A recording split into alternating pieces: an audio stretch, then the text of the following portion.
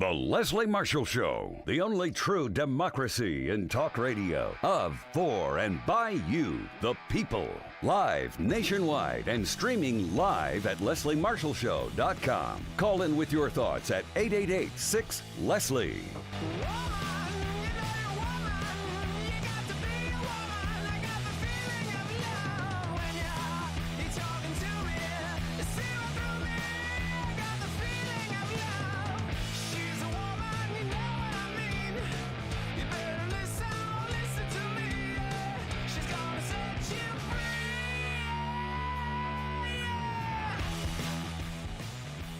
Here to set you free. How you doing? Happy Friday. Thank God it's Friday. Long week for me. I don't know about you, but I'm very excited. We have not one, but two fantastic guests in this hour for you here on the only true democracy in talk radio. Thank you for listening to us on all of the radio stations, the podcasts, the streams. Thank you for watching us on formerly Twitter, now X, and Facebook and YouTube, and everywhere you can see us, everywhere you can hear us. We're just so glad to be a part of you, whether you're watching and listening live or not. We have a very important guest with us today. I'm very excited to have him with us. Mr. Vincent Perrone is with us. He is president of Teamsters Local 804 in New York. He's Teamsters International trustee and a member of the Teamsters National Negotiating Committee for that UPS contract, historical UPS contract. Now, you know about the Teamsters, founded in 1903, and the union represents over 1 million hardworking people, not just here, but also in Canada and in Puerto Rico. Please visit them at teamster.org to learn more and follow them on Twitter at Teamsters and on Facebook at facebook.com/Teamsters. I just, first of all, President Perrone, thank you for being with us. This was a historic UPS contract. The results were higher wages. You have more jobs. You have equal pay, air conditioning, which with triple digits everybody should have and shouldn't have to ask for. MLK, which is federal holiday, to have that off when the people you're delivering to, for the most part, aren't there in businesses. Part-time rewards. The list goes on. So many questions to ask, sir. Thank you for being with us. A pleasure to have you with us and an honor. First off, President Perrone, what makes the tentative agreement between the Teamsters and the UPS so historic? Because certainly this agreement is historic.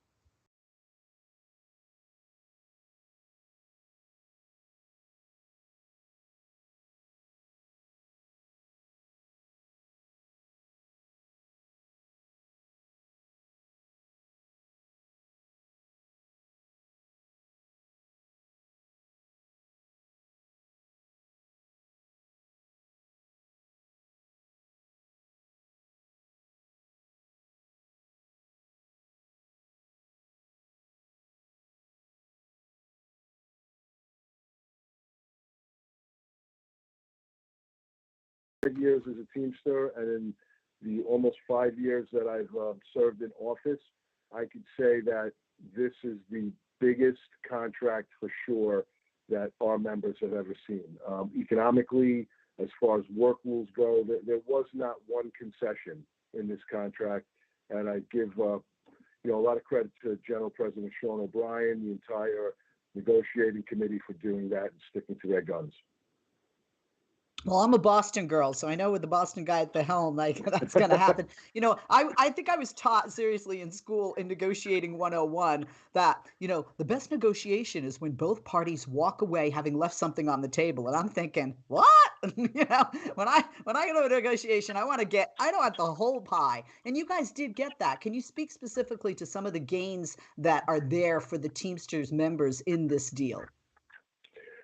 Well, your business negotiating 101's pretty accurate. There is one or two things that we did feel that we couldn't get accomplished that we, maybe next time we will. But as far as the economics, the $7.50 raise across the 5 years, which comes out to about 18%. I mean, our last contractual raises amounted to about $4.15. So plus the company would usually agree to backload these raises. This time it's $2.75 off the bat. $4.50 raises for part-timers off the bat and higher in some cases. Traveling the Northeast as I did, either campaigning or for this contract, there was a lot of complaints about the excess overtime. In other words, UPS just, kicked the crap out of our members and forced them to come in on 6-day punches. That's been eliminated. The AC in the vehicles, people say it's not all the vehicles yet, but I think 28,000 over the first 5 years of the agreement is a really good start, including the safety committees that are going to be monitoring better ways to ventilate the trucks, the implementation of, getting rid of the 22.4s, which, as everybody knows, was probably one of our biggest gripes contractually, the second tier of package car driver, because that's all that they were ever used for. Bigger penalties on UPS violating the agreement, because anybody who knows this company knows that all they do is they sign their name on a piece of paper and look to violate the agreement. MLK Day, directing more packages to UPS trucks instead of having them shipped to the post office. It's the technology, no autonomous vehicles, no drones during the life of the agreement, elimination of driver-facing cameras, better subcontracting language so more of our Teamster tractor-trailer drivers work, part-time transfers across the country, which we never had that before, 7,500 more full-time jobs created, and restrictions on this gig economy personal vehicle drivers, which was running rampant. They had it in the contract. That was their position. They won a couple of arbitrations, or we felt we split them, but we really put restrictions on this gig work to only during a 5 or 6 week period during the Christmas season. So it was like all across the board, a lot of different things that happened that are good. Yeah, absolutely. A few weeks ago, and you'd never know, today's like cloudy and it rained yesterday here in Los Angeles, but it was 104 degrees. And I have 2 teenagers at home about to go back to school. So I have a lot of deliveries coming. And I've seen my UPS driver quite a lot. And one day when it was 104, I needed to sign for something. He was dripping with sweat. And I said, "Do you want any water?" And he said, "I have water." I said, "Is it cold?" And he said, "No, it's pretty warm." So I gave him a cold thing of water, asked if he wanted ice. He was very nice. But I thought to myself, what kind of a company does that to its employees? It's just human decency. It's the right thing to do to make sure, they're not dripping in sweat and, maybe going to pass out from heat exhaustion or God forbid, worse, have some health issues. But speaking of the UPS driver, everyone recognizes their delivery driver. I know that I do. Everyone recognizes not just the logo, but the person doing the delivery, the men and women in brown uniforms, and certainly that truck. But we forget, included in this contract are workers at UPS that we don't see, workers in the warehouse, part-timers. All of these play an important role for UPS as well, correct? And there obviously are benefits for them in this contract too. 100% correct. And, getting part-timers raises that they've deserved, because, quite frankly, they were forgotten over the last, God knows how many contracts since the early 80s at least. So getting them more money and better benefits, like the transfer language, getting UPS to commit to putting X amount of fans, water coolers, ice machines that are maintained and cleaned. These are all important issues, because the guys and girls, our fellow Teamsters that work inside, they suffer just as much as the driver delivering our children's, because I got a son going off to college for his first year, so he's Congrats. getting a lot of stuff too. Yep. So, everybody's important, and I feel, in this contract, again, previous contracts, they were concessionary. This time, I think we touched all bases across the board and got something for everybody, and it's a great building block for the future. Absolutely. What difference will this contract make in these workers' lives? How will it help lift all workers at UPS? Well, look, we have more time off with an extra holiday. Okay, we have higher wages for part-timers. And one of our goals, and I've been, screaming this from the mountaintop, you can't get people involved. You try to prevent it from being a turnstile operation like Amazon or wherever else. You want to be able to treat people right, get them more money, let them see a light at the end of the tunnel. And I'm talking strictly about our part-timers. Give them more opportunities for full-time jobs. Is it perfect? Nothing's ever perfect. But like I said, this is a tremendous contract, and we're hoping that we, stem the tide and stop these young men and women from not being involved in the union because they think that nobody cares about them. Because very well said. Perfect.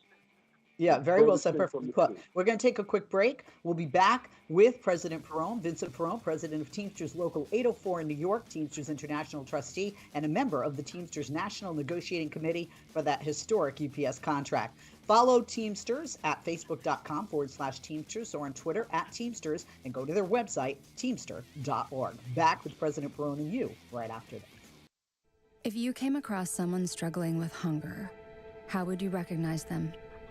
By their clothes, their age, the way they speak? Would you notice an 8-year-old girl who's not excited for summer break because she may not be having lunch again until September? Or a single father of 2 who works 3 part-time jobs and still can't put enough food on the table? Or maybe a mother who cleans offices at night, hoping to find meeting leftovers to take home to her hungry family? Or a war veteran who's having a hard time landing a job and getting back on his feet. I am the 1 in 8 Americans who struggle with hunger.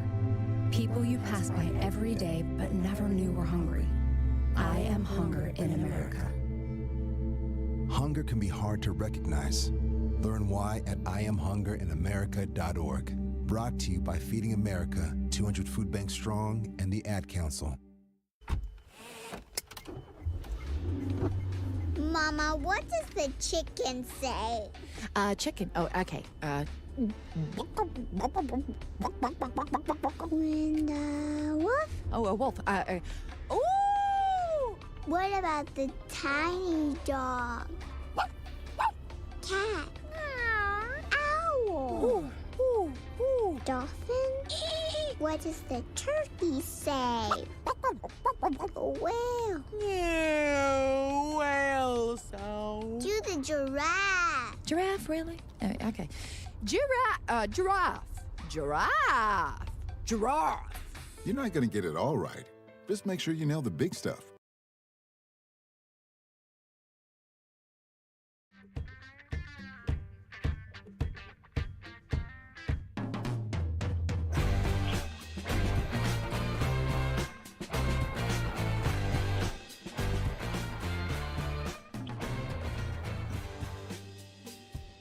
We are back. Happy Friday. I'm Leslie Marshall. Welcome back. Only true democracy and talk. We're with Vincent Perrone, President of Teamsters Local 804 in New York, Teamsters International Trustee, and a member of the Teamsters National Negotiating Committee for that historic UPS contract. We're talking about that contract with President Perrone. Be sure to check out the website for Teamsters, teamsters.org, at teamster.org, and also on Twitter @Teamsters. And facebook.com/Teamsters. Follow them there. A lot of information, and not just about UPS in this contract, but many. But we are talking about this contract. President Perrone, thank you for holding, and welcome back. Can you walk us through or tell us how this tentative agreement was reached? Sure, Leslie. It was done the complete opposite of how contracts were negotiated for as far back as I could remember, and we're going back 30 years.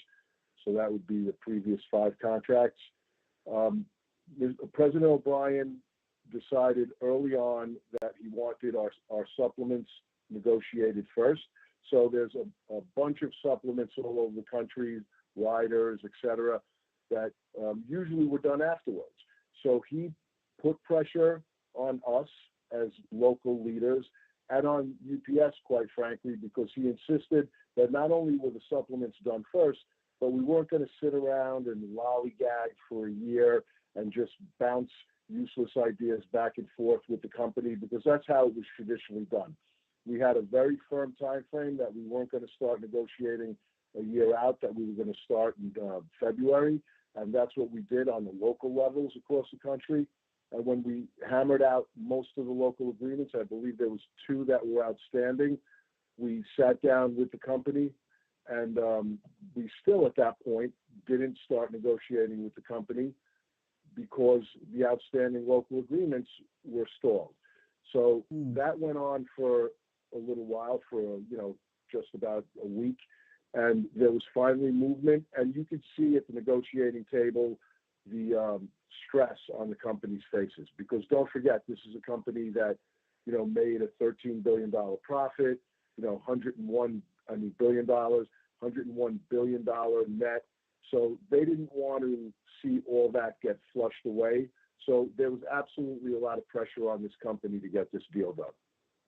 Yeah, absolutely. I would imagine every negotiation is a learning experience. Was this and doing it differently a learning experience for other contracts in other industries going forward? Was it helpful to have it sort of turned upside down or on its ear kind of thing? It was against UPS, and you have to remember, this is the biggest private sector agreement in the world, I believe, definitely the United States. So it was very good to do this against UPS. It might not be the way to do it against smaller companies with smaller bargaining units, but they're just so arrogant in the way that they do business. And even during negotiations, they kept thinking it was going to somehow go back to the old way. They kept playing a stall game and thinking that they could go way past the deadline that the general president set on this contract, and that wasn't the case. And personally, I'm very glad that we as a committee put our foot down on this company. Absolutely. Absolutely. Me too. What differences did picketing and the rallying by Teamster members make, in your opinion, in achieving this historic agreement? I think it played a tremendous part. I was around in 1997. I was a very new package car driver, and I went on strike the day after I moved into a new house that I bought, and I didn't know what I was going to do, right? So this time, it was a plan this time to get as much information out there as possible, to have as much transparency as humanly possible. I mean, Sean made it a point in telling us that he was going to hit social media. We all were going to hit social media. We were going to practice picket. There was a very, very solid plan in place that in this economy, with the way these corporations are run now, I think it really put the fear into the shareholders. You got to remember, we were practice picketing, and the general president was blasting Good Morning America, CNN, Fox, every place he could, talk, he was talking, while UPS was putting out little blurbs on their UPS website about how great it is to become a part-time supervisor. So I think the media campaign was tremendous. I think it was heavily in our favor, and it put the right pressure, especially the practice pickets. There's always a worry that members aren't going to go out on strike, but I will tell you this, Leslie, the members, the employees of this company, for the most part, hate the way this company treats them so bad that there were members that were practically salivating for a strike, and the company saw that. Yep. And it was the right thing to do. And also having a president at the helm, like President O'Brien of the Teamsters, like you say, not only did he go on media, but just like President Biden, no malarkey. You got a no malarkey leader. And I think that's people needed to see. He just put it out there. This is the situation, and presented the facts. And I think that's why we had the nation behind the Teamsters and the UPS drivers, and not just drivers, but everybody working for UPS, and not the corporation on this. But why is it so important for Teamster members to vote on the contract between now and August 22nd? Well, I've told people myself for 25 years that you can't complain if you don't vote. Right? You have to participate. We look at it as Teamsters, as an organization, and these companies across the United States look at it too. They want to see the voter participation. They see the constant complaining also, meaning UPS. So we have a huge bargaining unit it would be really nice if the vast majority of people actually voted on this contract, because that hasn't been the case in the past. We had a contract pushed down our throats 5 years ago, which Sean O'Brien led the charge in changing the 2/3 rule. So it would be really nice to show corporate America that Teamsters vote, not only in contracts, but politically, national politics, local politics, and it sends a message. And the goal at the end is to show all these companies, all these potential members, whether it's Amazon or FedEx or the mom and pops, what union contracts could bring them and what solidarity can bring them. Absolutely. And my understanding is that all the locals are going to be conducting member meetings. Teamsters are going to have several weeks to vote on the offer electronically. The voting began August 3rd, concludes August 22nd. I just want to say, President Perrone, more than a pleasure to meet you and to talk to you today. And congratulations, because the UPS Teamsters National Master Agreement, as you know, is the single largest private sector collective bargaining agreement on the continent in North America. Congratulations, sir, for being one of the leaders to make this happen, along with the great union, the Teamsters. Thank you. Thank you, Leslie. I appreciate you. Appreciate you more.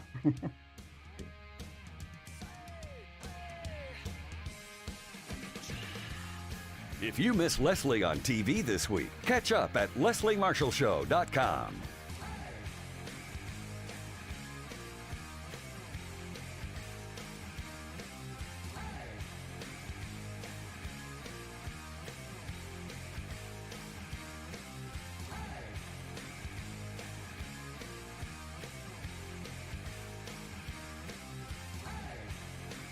The Alzheimer's Association and the Ad Council present the story of Tom and Levi. Tom is the smartest man I know. He's been a professor at 2 major universities, been a teacher for over 40 years. One day, he told me that he was having problems in his classes. I think one of the students had asked the question and he didn't remember the answer. And I also noticed that he was letting his class out earlier than they were supposed to let out. And he was telling them that he was doing it as a favor to them, but I think in reality, he just wanted to get out of there. I was really starting to worry because I saw something was wrong. Levi and I talked about how it would change our lives, but he was there beside me, and my love for him was just immense. When something feels different, it could be Alzheimer's. Now is the time to talk. Visit alz.org/ourstories to learn more. A message from the Alzheimer's Association and the Ad Council. What grows in the forest? Trees? Sure. Know what else grows in the forest? Our imagination, our sense of wonder, and our family bonds grow too. Because when we disconnect from this and connect with this, we reconnect with each other and build family memories we will carry with us forever. The forest is closer than you think. Find a forest near you and start exploring at discovertheforest.org. It's easy. Just put in your zip code to find family-friendly outdoor destinations near you. You'll also find guides to free activities, games, and amazing forest facts. Give the magic of the outdoors to your kids and reconnect with your family. Find a forest near you at discovertheforest.org. That's discovertheforest.org. Brought to you by the United States Forest Service and the Ad Council. Weather forecasters across the Southwest are having a hard time this summer, coming up with descriptive taglines for each day's ever-rising heat. If 105 degrees is hot, what to call 110 and up? Some have quit trying, simply labeling each day again. Luckily, Joe Biden has issued bold new steps to counter the relentless climate change that's causing this extreme killer heat. For example, workers will get hazard alerts telling them that it's hot. Also, a new website will urge everyone to stay hydrated. His aides say this shows that Joe is treating climate change with, quote, the urgency it deserves. Excuse me while I have a political heat stroke. Urgency? The same day Biden launched his pathetic global warming policy, the Republican Supreme Court rubber-stamped his disastrous push for the massively polluting Mountain Valley Pipeline. This 300-mile environmental scar across 2 states will be like adding 26 more coal-fired power plants to our climate change crisis. Then there's his unconscionable approval this year of Willow, an oil drilling project in the Arctic that will release hundreds of millions of tons of additional greenhouse gas emissions, plus approving and subsidizing dozens of other fossil fuel boondoggles. Worse, Biden has meekly refused to take the genuinely bold step of declaring a climate change emergency, even as he's pushed new laws to remove the people's right to challenge corporate profiteering at the expense of climate sanity. This is Jim Hightower saying, yes, the Republicans are worse, but pointing that out as neither a policy nor good politics. Climate change is not a future problem, it is now. If Biden wonders why his approval rating is a woeful 39%, there it is. People want and need presidential boldness, not a hot weather website.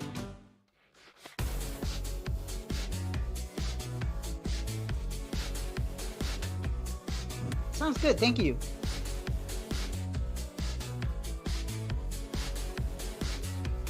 And we're back. We're back. We just came out of here.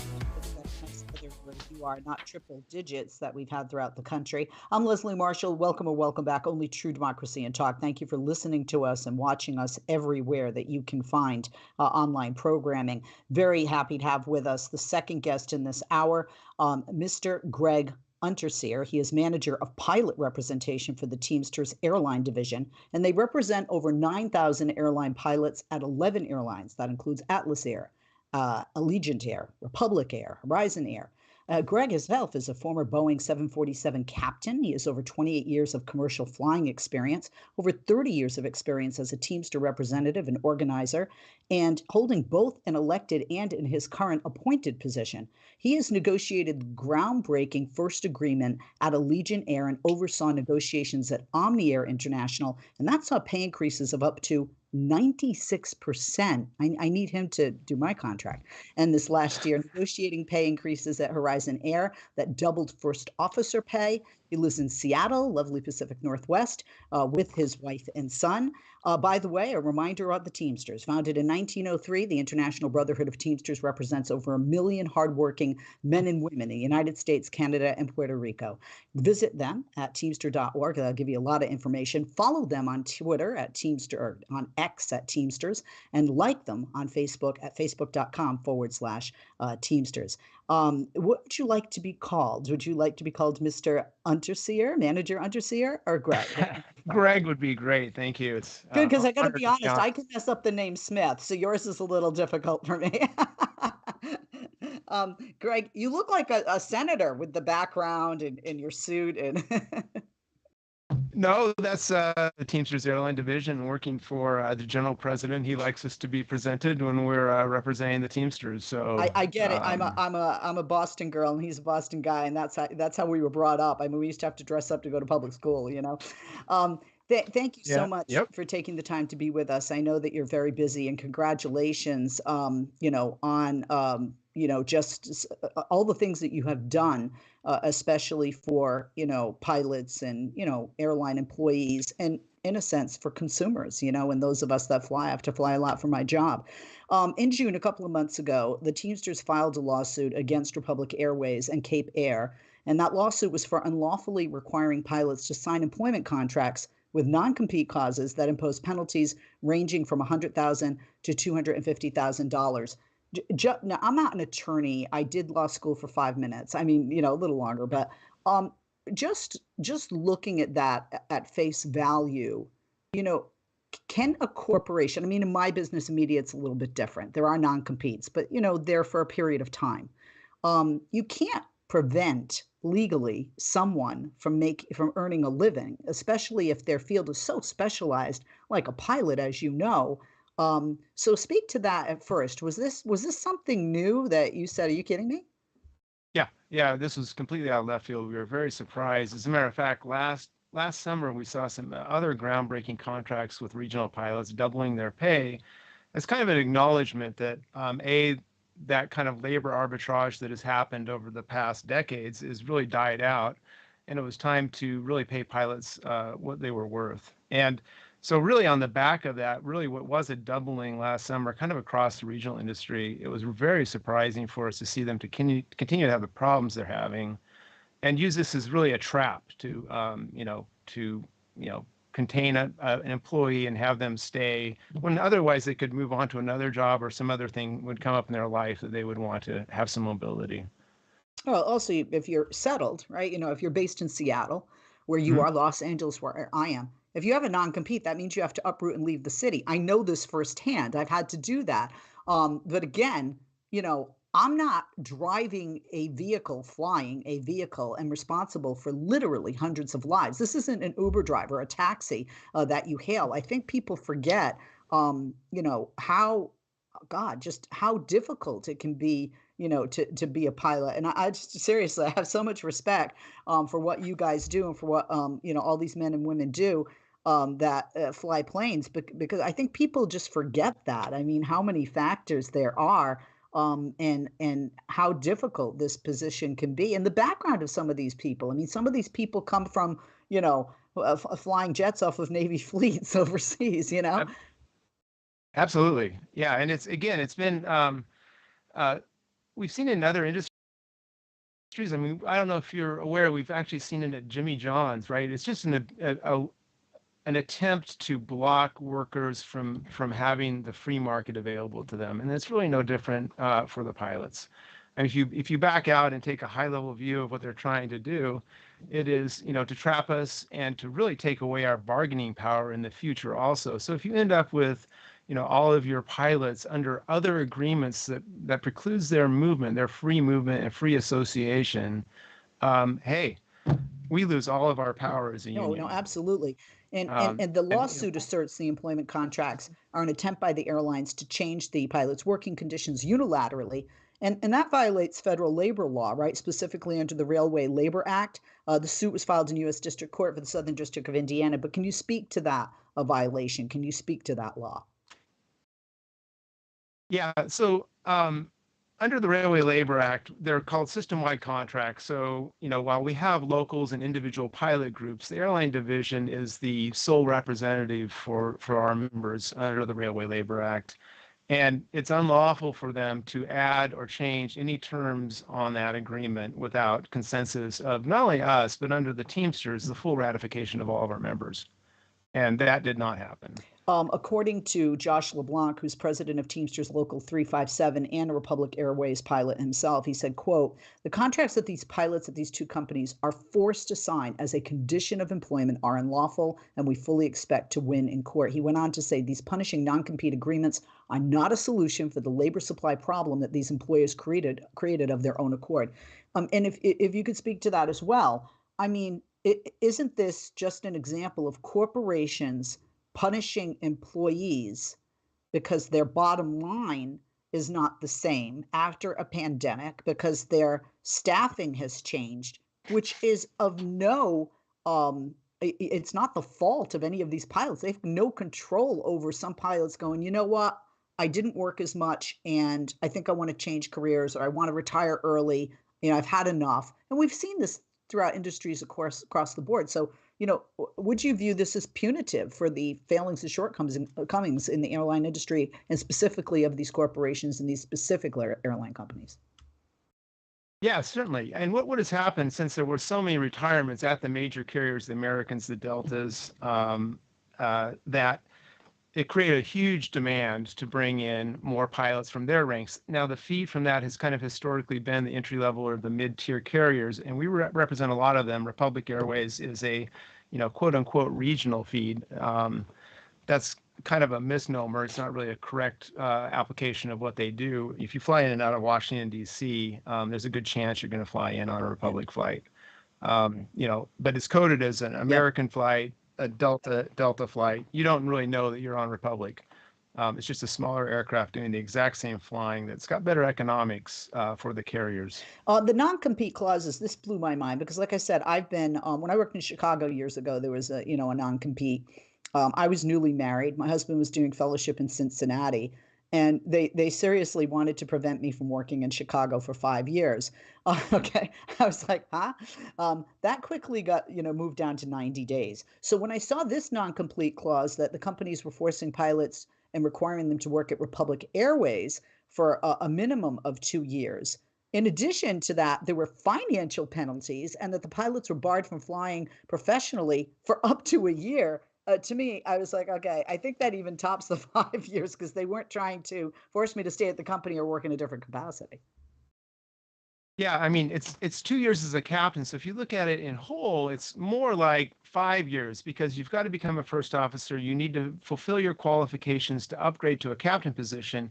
And what has happened is the majors are taking first officers. They're hiring them at a lower threshold than they have in the past. So they cannot fulfill the captain position, right? So they don't have enough captains to fly their aircraft. And again, that's something we've never really seen in the past. And again, people are moving up the ranks because those openings are there. And it is not the fault of our members that is the economics that they find themselves in. Joe Muckle, president of Teamsters Local 1224, said, quote, if these companies are having a hard time recruiting pilots, then they should do what nearly every other airline has done in a competitive job market, increase wages and benefits. Less than a minute before break, quickly, can you speak to that? This to me is common sense. This is the way you do it. If you want more people to come work, give them more money, give them more benefits. Yeah, make it, they say the economics aren't there in these aircraft. They are, we believe. I mean, again, they 100% pay raises kind of across the board last summer for the regionals, and they still want to keep this, going, right? It's a good deal for them. We think they could do more to make this, a landing place where people have good careers and lives and spend their careers there. So yes, it is very simple. Absolutely. We're going to take a quick break, and we will be back with the manager of pilot representation for the Teamsters Airline Division, Mr. Greg Unterseer. By the way, they represent over 9,000 airline pilots at 11 airlines. We're going to talk with him and you when we come back. Don't go away. Follow Teamsters on Twitter, which is now X at Teamsters. Like them on Facebook at facebook.com/Teamsters. And please check out the website. Look at everything they do, okay? Teamster.org. It's not just airlines and UPS. We'll be back right after this. There are a ton of social networking websites, but one stands apart for a very special reason. This one saves lives. It's MatchingDonors.com. MatchingDonors.com links organ donors with people in need of kidney and other transplants. In the U.S., 19 people die each day waiting for an organ transplant, most of them for kidneys. If you've ever considered becoming a living organ donor, or if you have someone in need of an organ transplant, visit MatchingDonors.com. Home of the greatest gift of all, the gift of life. MatchingDonors.com. Whoa, a new digital music player. Thanks, Mom. Oh, I'm glad you like it, because I can't wait to toss the big stereo. And now that we got your dad that big HD TV he wanted, we can throw out our old TV, too. Hold up. You can't just throw out electronics. Really? They need to be recycled or donated. And how would we do that? It's so easy, Mom. Today, recycling electronics is just as easy as buying them. GreenerGadgets.org has all the info. We just enter our zip code to find a certified recycling center nearby. There are thousands of them, and new ones are being added all the time. Some of our local stores are even certified recycling locations. I like that. Did you know that some of the stuff in our old electronics could be used to make new products and conserve natural resources? Well, okay then. Let's gather them up.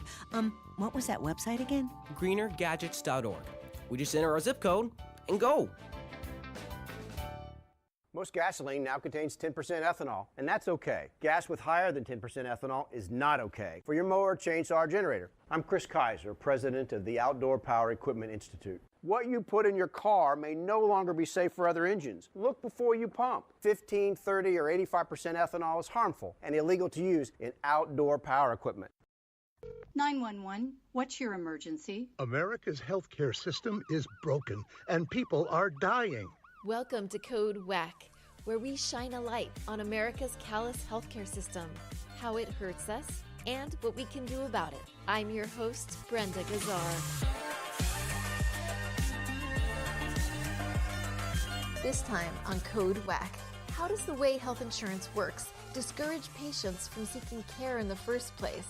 What other challenges do physical therapists face when dealing with a variety of insurance plans and regulations?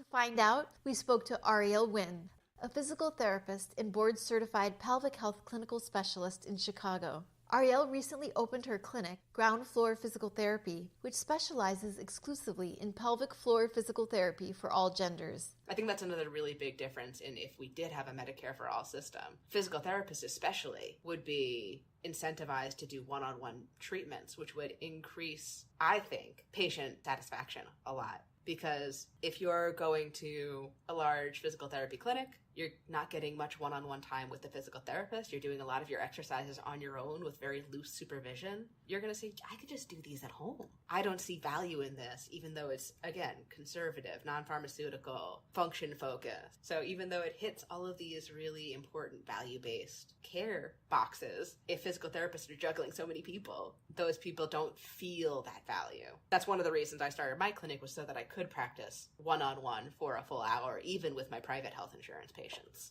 Get the full Code WAC story on ProgressiveVoices.com and on the PV app. Catch all our episodes by subscribing to Code WAC wherever you find your podcasts. This podcast is powered by Heal California, a nonprofit that uplifts the voices of those fighting for healthcare reform around the country.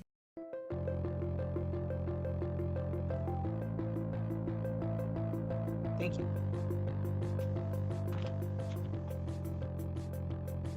And we're back on Leslie Marshall. Welcome back. Only True Democracy and Talk. We're talking with Mr. Greg Unterseer, who's manager of pilot representation for the Teamsters Airline Division. And as you know, there have been less employees in the airline industry and pilots. It's pretty much across the board since the pandemic. But what some airline companies are doing is saying to pilots, you have to, stay with us, work with us for years, can't work anywhere else, can't do what you do. And that's not only illegal according to labor law, it's just not good common sense to increase not just your bottom line, but the number of people that are working for you. Keep in mind, founded in 1903, the International Brotherhood of Teamsters represents over 1 million men and women, hardworking people in this nation, in Canada and Puerto Rico. Check out the website teamster.org. That'll give you more information. And if you want just quick bites, just go to, Twitter, which is now X, follow them at Teamsters, and like them on Facebook at facebook.com/Teamsters. Mr. Unterseer is manager of pilot representation for the Teamsters Airline Division. Greg, thank you for holding, and welcome back. We were talking before the break about Joe Muckle, president of Teamsters Local 224. He went on to say that trying to retain professional pilots by handcuffing them with bogus contracts is illegal and bad business, which is why no other airline is doing this. The Teamsters will fight this with the full force of our union. And I know you guys will be successful, but here's the thing. Why make such a stupid decision as a business, as a corporation, when you look around and those competitors in your industry aren't doing this? Yeah, our other carriers have figured out ways to pay bonuses to keep pilots around using other methods, right? And again, a lot of our regional carriers have a lifestyle that pilots like. A lot of our other, like a United pilot, an American pilot, they may have multiple bases they have to be at in their careers and traverse, move their families, commute. It's a very difficult lifestyle. And there's a lot more regionality, living where you want to live in maybe a small town, especially with the regionals, and really building a life there.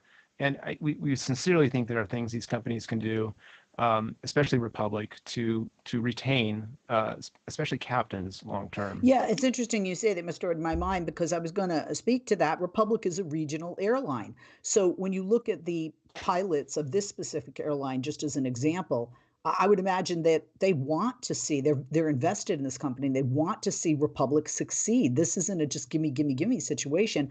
They don't want to do anything harmful with these negotiations to the company, because that would be harmful to them. And like you said, it's a very different lifestyle than if you're working for a national or international airline, the bigger, national international airlines that are different than Republic. Yeah, I mean, I've told this to reporters and press over the years as they ask, well, why don't you just move on? Well, especially as pilots, we invest our licenses and careers, and through that we gain our seniority. So your seniority is everything in a carrier. When a senior pilot would leave a Republic, he's going to go to the bottom of the list at an American or a Delta. And there's a lot of uncertainty about that. And as you know, we all like some amount of certainty in our lives. We're investing our license, our education, and we want to have, kind of a knowledge that's a worthwhile investment, really. Pre-employment agreements, as far as I understand, pre-employment, agreements are unlawful, but they're also against the Teamster CBA, right? And in doing this, Yes. Republic is tarnishing its reputation, which could further hurt their bottom line. Because right now there could be somebody who just says, I didn't know that flight to DC, or specifically DCA, on American was Republic. I'm just going to jump on an Amtrak, or I'm going to take a different airline flight. I mean, even one person, doing that, can start a cascade. So can you speak to the Teamster CBA, how it's a violation of that? And perhaps just from common sense perspective, how bad it is for Republic's reputation. Yeah, I mean, I think you're absolutely right there. What's the alternative? And it's just a violation because it's not agreed to in the actual contract. It's not something that was just never negotiated. So we never had the opportunity to discuss this. There's one carrier where we have the ability to confer some training money ahead of time, but again, they came to us and it was ratified by the membership. So it's not a pre-employment agreement. It doesn't make them be a captain for 2 years, those types of things. It's a way to, incentivize people, really. And again, it's always a two-way street in labor negotiations. It can never be unilaterally just, shoved down the union's throat. And that's what they're doing here. And again, people are going to make choices, in the Northeast corridor, especially, the Boston to DC, or especially in New York to DC, easy. And sometimes a lot more relaxing than going through the airport nowadays. Yeah, I know, absolutely. I know this. What I also was shocked about is that there was no phone call saying, or a meeting, like you just spoke to that, saying, hey, we're going to do this. There was no heads up, right? They just did it. Is this highly unusual? It really is. Quite frankly, an employee came to us and said, what say you about this? They asked, it's actually a pilot hire before they actually came on board, and said, they were heads up in the know, call the Teamsters, they're going to be my representative. Did you guys agree to this? Is this something that is okay? And that was kind of the first we knew about it. It was like, oh, absolutely not. And, it was all a cascade after that point. It was, well, we talked to the company. They felt they have some kind of a justification for it. We don't understand that at all. And again, we want them to sit down at the table and negotiate an agreement with us that works for all the parties. Absolutely. To my understanding, just a brief read with research, there are two different NCCs, two different non-compete contracts, one with Cape Air and one with the pilots at Republic. But Republic owns an interest in Cape Air. So can you maybe just, explain how that goes down, how that works? Yeah, it becomes very complicated. They're legally, they're arm's length companies. They can't control each other's labor. So that's kind of another kind of compelling part of this whole dynamic that they've created. But Cape Air, Northeast is a famous carrier. It's been around a long time. You're aware of it in Massachusetts, obviously, out to and Nantucket and all of those great places. They're a 135 carrier under the federal regulations. Republic is a 121 carrier, and they have different experience criteria for entry into the market. So you can fly as a first officer at Republic with 1,500 hours of experience. You can fly as a captain at Cape Air in a 402, a small airplane, with 1,500 hours. So what they're trying to do is capture that employee. While they might not need them right now at Republic, they've got a place for them at Cape Air. So what they're doing is having them go to Cape, and then when they fulfill enough time as a pilot flying 135, they then will be more qualified back at Republic, and that will give them, value to have them as captains eventually. But again, they're trapping them through their career, not only at Republic now, but through a whole different entity. So they're going, interviewing or talking to Republic, they're sending them off to Cape Air, spending a year or so or two at Cape Air, and then coming back to Republic, and then still having to fulfill 2 years as a captain once they get back to Republic. So when you look, it is. I mean, and I mean, look here, look at your position and formerly as a, pilot. I'm sure a pilot's going, this is above my pay grade, dude, and this is not what I signed up for. Right. Not what I signed up for. I fly planes. Let me do my job. But this looks like Yep. to me that the employer is literally trying to take back wages the pilots have already made. So it's money out of the Yep. pilots' pockets. And I would imagine some of these workers are going to struggle to repay that money. Oh, absolutely. I mean, I mean, you think about the implications of this kind of actions by a company can be very, very consequential on an individual. So I mean, if absolutely. you can't fly up to Absolutely. a year, it's sort of like you pay back the money, but we won't let you work to pay back the money.